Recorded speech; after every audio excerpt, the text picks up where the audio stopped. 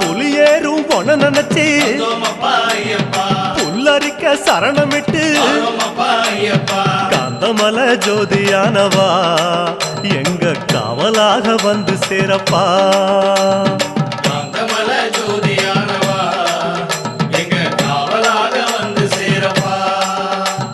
சந்நிதியில் கட்டுங்கட்டி சபரிமலை காடு தேடி